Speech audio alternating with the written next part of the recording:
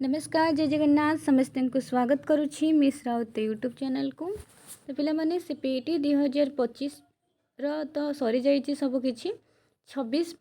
जो पिलामाने प्रिपेयर हो कहीं 25 सेकेंड फेज की कौन आसो तापर भरोसा करना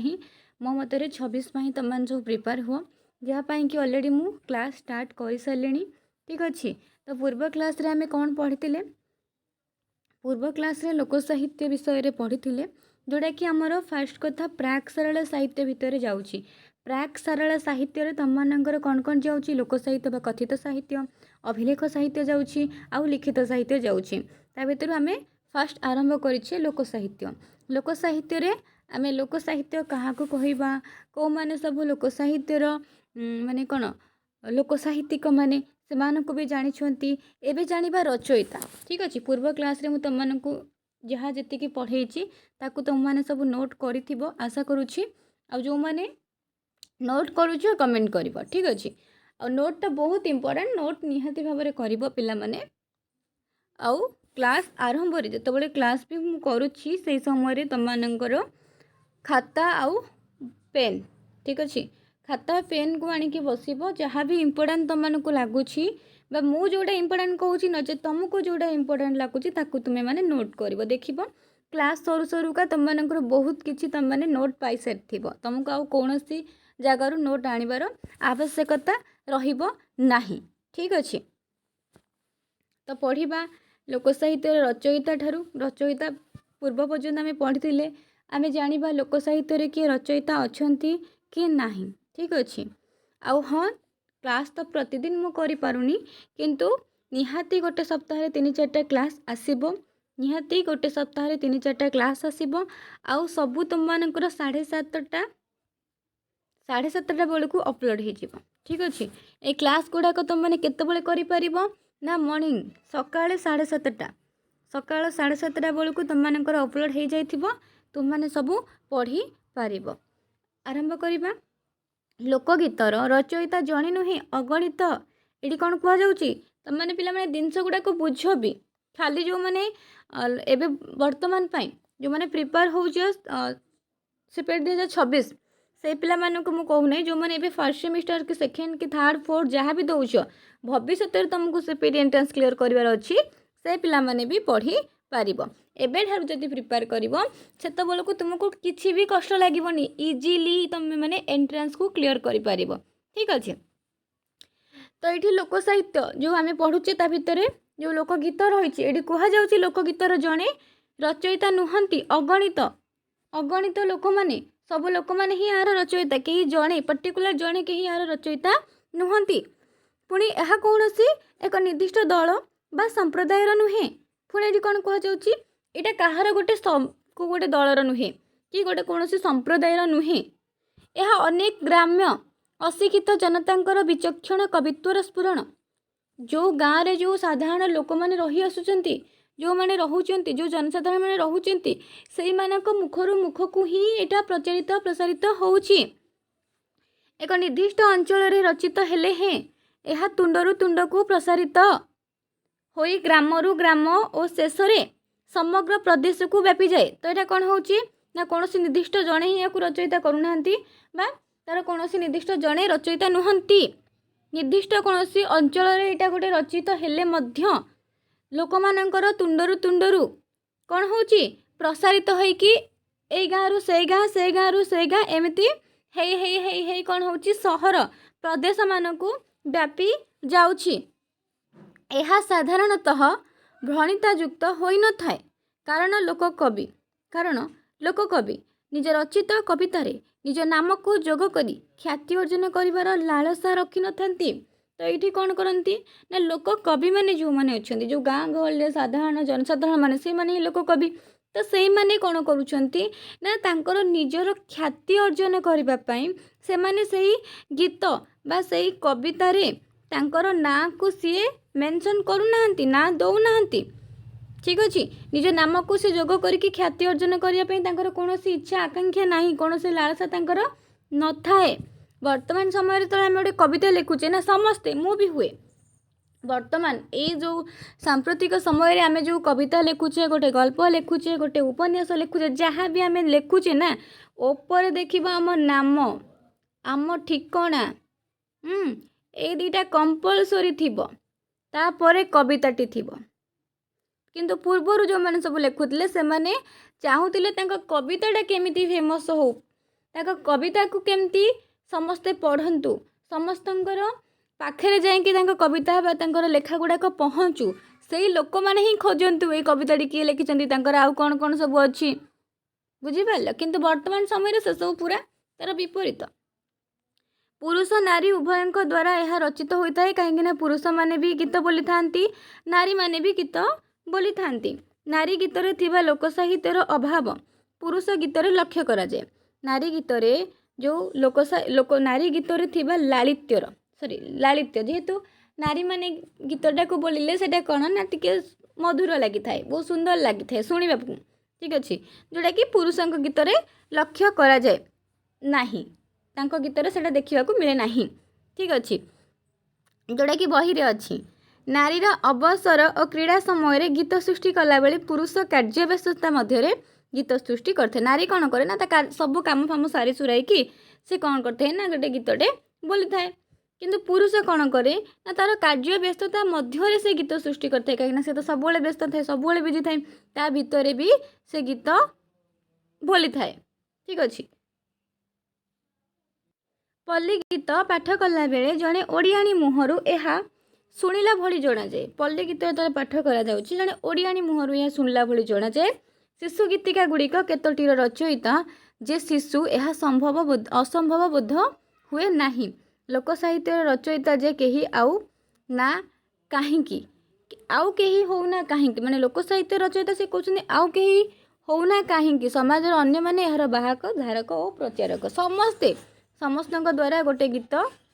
रचित होउची पल्ली साहित्य लोक साहित्य ग्राम्य ग्राम्य गीति बोली ताकू कह जाई थाए ठीक अच्छे लोक मान नहीं ही यहाँ होता है और लोक मैंने ही यार रचयिता यार कौन पर्टिकुलर निर्दिष्ट रचयिता न थांती बुझुच ना जिनसटा को वर्तमान समय जेहेतु तुम मानकर 26 बहुत समय अच्छी से तुम्हें मैंने भल भाव में बुझ जदि भल भाव में बुझी जिनसटा को ताहले जो जो कौन भी से क्वेश्चन पचारू तुम्हें मैंने कौन कर बुझिकी आंसर दे पार कहीं तुम नेगेटिव मार्क रही जाइए जेहेतु नेगेटिव मार्क रही आंसर गुड़ाक से भाई कन्फ्यूज टाइप दब कन्फ्यूज टाइप दब तो तुम मैंने आराम से लिखिपार जदि जिनसटा को बुझी ठीक अच्छे जमी तुम मानकर +3 रे प्रति लाइन रु ना +2 रे तुम मैंने पढ़ी प्रति लाइन रु गोटे गोटे जो पंक्ति गुड़ाक थाए जो पद्य गुड़ाक थाए से कौ कौ लाइन रु भी क्वेश्चन पचार दी थाए सेमती एठी भी प्रति लाइन तुम मानक बहुत इंपोर्टाट पिला माने कोठी कोठी गोटे गोटे इंपोर्टाट जिनस रही जाइथिबो जोड़ा को कि आम जानी न था आम ये ऐतिहासिक विकासटा को छाड़ीदे कि भितर गोटे गोटे कौट इंपोर्टाट पॉइंट रही जाइथिबो से क्वेश्चन पचारदेव कि आम पुणी खोजा यहाँ कौथु पचार आम ये सब जिन को पढ़ी सांगे सांगे आम नजर पड़ो हाँ यहाँ बोधे से जगार अच्छी तो से सबको पढ़ कि छोट बड़ भाविकी इग्नोर कर ऐतिहासिक विकास कौन भाषार उन्मेष काल में जितेबाला लिखित साहित्य सृष्टि हो नाला कहीं पूर्वर लिखित साहित्य नाला बर्तमान तो अच्छी कि पूर्वर नाला से मुखर मुख को ही प्रचारित होता सामाजिक जीवन विकासर प्राथमिक स्तर में थिला सेतेबेले मनीष भाव को प्रकाश करने निमित्ते एक सहज माध्यम खोजी एवं फल सृष्टि होती एक सहज लघु साहित्य जितेबाला लिखित साहित्य नाला तो आम आम मनर कथा को क्या किसी कहवाई कि किसी भी तो थी ना आम निहाती किसी आम भाव को आम आउ जन को प्रकाश करने चाहिए जोटा कि लघु साहित्य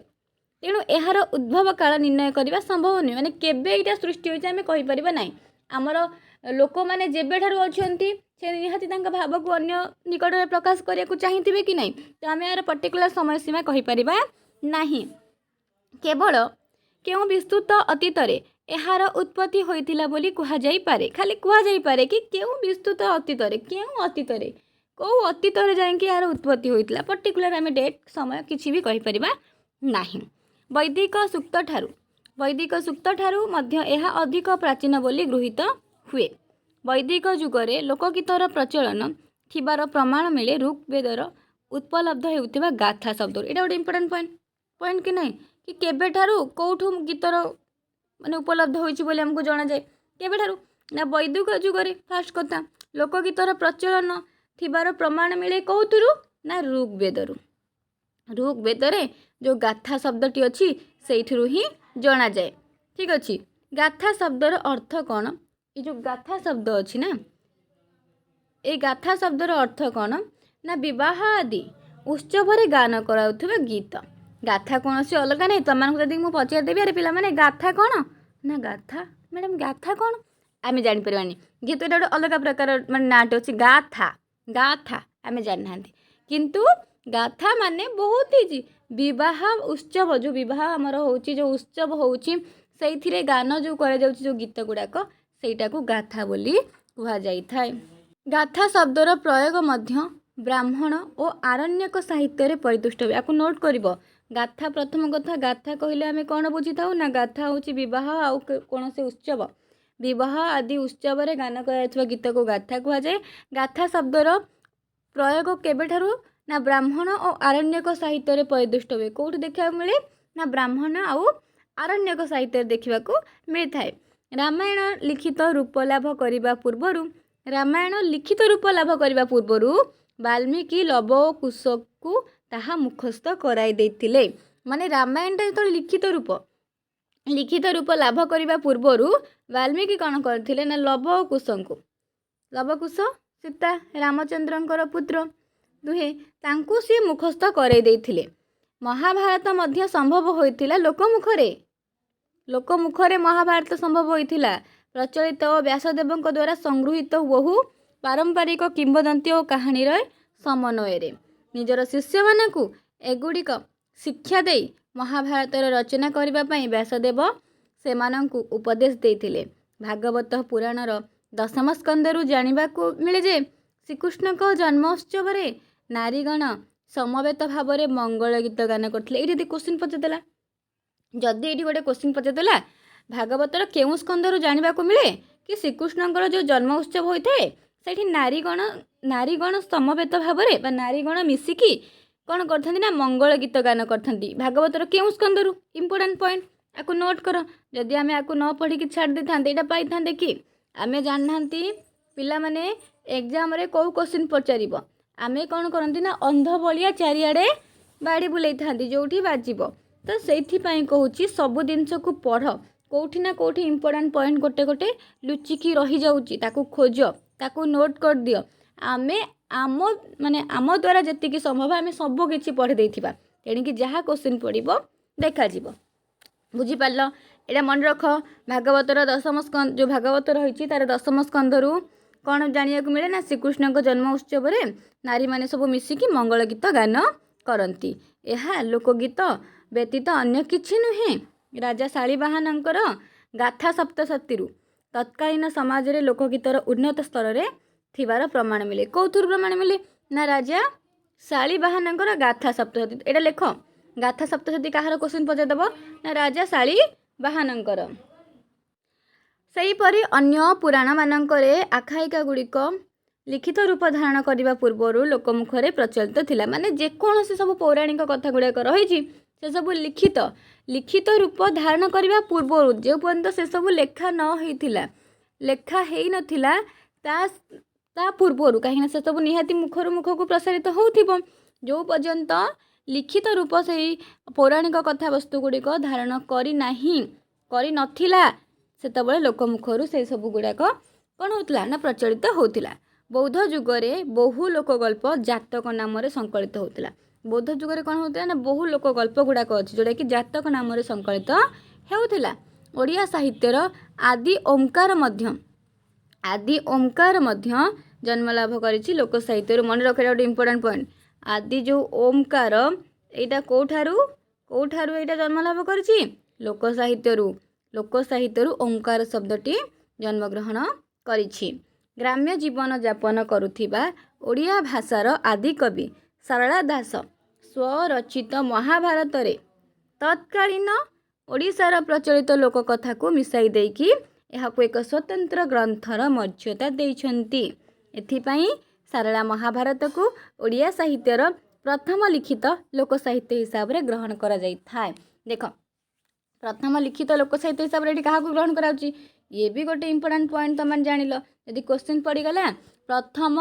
लिखित लोक साहित्य भाव में कौ ग्रंथ को ग्रहण कराउची ना महाभारत को कहीं तापर पंचसखा जुग माने आसीज पंचसखारे भागवत देन रामायण ए सब आसो ता पूर्वर आमर कौन थिला ना महाभारत जोड़ा को कि प्रथम लिखित लोक साहित्य भाव में ग्रहण कराउची ता पूर्वर जेते भी सबू लेखा गुड़ाक थिला से सबू कौन से सबू आमर कौन लिखित नथिले कि से सब भी लिखित थिला ना लिखित नथिला मुखर मुख को बेसी प्रचलित हेउथिला। एठी गोटे पॉइंट को भल भाव में पढ़ जानी परिबो।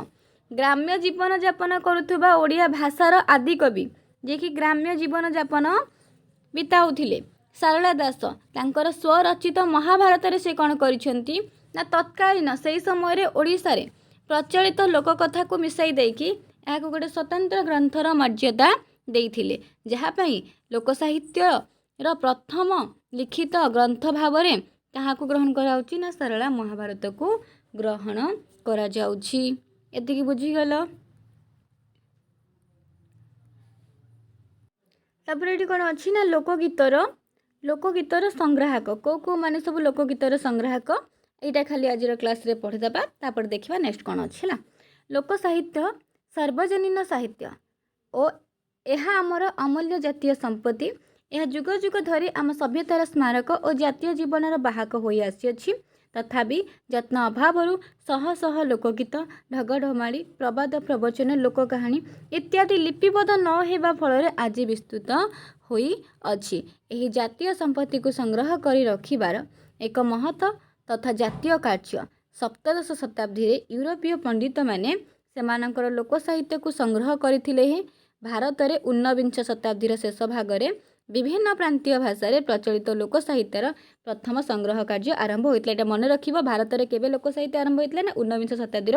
शेष भाग में। बहुत इंपोर्टेंट कथा यहाँ कि 19 शताब्दी शेष भाग में आमर लोक साहित्यर संग्रह कार्य आरंभ होता केबे बहुत इंपोर्टेंट नोट कर। भारत रे यदि क्वेश्चन पचार लोक साहित्य केबे संग्रह होता ना 19 शताब्दी शेष भाग में। यही प्रक्रिया रे ओडिया लोक साहित्यर प्रथम संकलन कार्य किए करथिले ना 1876 ख्रीष्टाब्द रे होइथिला कपिलेश्वर विद्याभूषण नंद शर्मा द्वारा। यहाँ गोटे भी इंपोर्टेंट पॉइंट कि भारत में केबे हितिला किए करथिले केबे ठारू लोक साहित्य आरंभ होइतिला एतिकी क्वेश्चन तमनकु लिखिबार अछि। 19 शताब्दीर शेष भाग में आरंभ होइतिला तार संकलन कार्य किए करथिले ना कपिलेश्वर विद्याभूषण नंद शर्मा करथिले केबे करथिले ना 1876 मसीह 1876 ख्रीष्टाब्द रे। ठीक अछि से महाशय किछि ढग संग्रह करी तत्कालीन कमिशनर रेभेन्सा साहेब आनुकूल्य प्रकाश करते मन रखिबो। से ढग संग्रह करी कहा आनुकूल्य प्रकाश करते कपिलेश्वर विद्याभूषण ना रेभेन्सा साहेब आनुकूल्य प्रकाश करते एटा नोट करिबो। एही पुस्तक द्वितीय संस्करण 1908 ख्रीष्टाब्द रे आत्मप्रकाश करथिला। एहा परे श्री नीलमणि विद्यारत्न अपर्णा पंडा मुनीष शेख अब्दुल मजिद सी चंद्रशेखर वाहिनीपति श्री राघवानंद दास पंडित भगवान होता श्री गोपाल चंद्र प्रहराज प्रमुख लोक साहित्य प्रेमी विद्वानगण ओडिया लोक साहित्य संग्रह क्षेत्र में अग्रणी थिले। माने एमानक सहित कुंज बिहारी दास लोक साहित्य इंपोर्टाट बोली मु पूर्व क्लास रे कहितली। कपिलेश्वर विद्याभूषण नंद शर्मा को सहित एमाने भी सबु थिले। एमानक टिके मन रखिबा ना गुड़ाक लिखिदबा। एमानक मध्यरे श्री प्रहराज लोक साहित्य संचयन योजना को एक निर्दिष्ट तथा व्यापक रूपे प्रदान करथिले। मु पूर्व क्लास रे जो गोटे क्वेश्चन पचारथिली तार आंसर तुम मानकर होची लोक कहानी रो बोधे पचारथिली गोपाल चंद्र प्रहराज। ठीक अछि लोकगीति ओडिया लोकगीति संग्रह करबे एटा गोटे बहुत इंपोर्टेंट पॉइंट। एटा गोटे बहुत इंपोर्टेंट पॉइंट आपको नोट करिबो। ओडिया लोकगीति संग्रह करने निमित्त 1931 ख्रीष्टाब्द रे भारतीय लोकगीत संग्राहक श्री देवेंद्र सत्यार्थी ओडिशा आसिथिले। पचारदेव क्वेश्चन किए ओडिशा आसिथिले लोकगीत को संग्रह करिया पई ना देवेंद्र सत्यार्थी ओडिशा आसिथिले। केबे आसिथिले ना 1931 रे लोकगीत संग्रह करबा पई से ओडिशा आसिथिले। देवेंद्र सत्यार्थी संग्रह कार्य श्री गोपाल चंद्र प्रहराज और चक्रधर महापात्र तांको साहाय्य करथिले। मन रखिबो 1931 रे देवेंद्र सत्यार्थी बहुत इंपोर्टेंट क्वेश्चन एटा गोटे देवेंद्र सत्यार्थी केबे आसिथिले 1931 आसिथिले लोकगीत संग्रह करबा पई आउ तांको गोपालचंद्र प्रहराज आउ चक्रधर महापात्र दी जण सहाय्य करथिले लोकगीत संग्रह करबा क्षेत्र रे। श्री सत्यार्थी द्वारा संगृहीत लोकगीति मध्यरु अल्प केतोटी अनुदित होई विभिन्न पत्र पत्रिका रे प्रकाशित होइतिला। अल्प किछिरा कोन ना अनुदित होई कि विभिन्न पत्र पत्रिका रे प्रकाश होइतिला। ओडिया लोकगीत और गाँवली गीत संचयन क्षेत्र में आग्रही परवर्ती प्रतिभा आमर चिर परिचित से किए ना सी होती चक्रधर महापात्र। लोकगीत क्षेत्र में कही चक्रधर महापात्र बनी रख 1939 ख्रीष्टाब्द संगृहीत गाँवली गीत गुड़िक उत्कल गाँवली गीत चुंबक नाम प्रकाशित होता। कौटी ना केउंझर राणी द्वारा प्रकाशित होता भी बहुत बड़ इंपोर्टाट क्वेश्चन गोटे। 1939 ख्रीष्टाब्द उत्कल गाँवली गीत चुंबक नाम केउंझर राणी द्वारा प्रकाशित होता। कहार एटा ना चक्रधर महापात्र संगृहीत गीत गुड़िक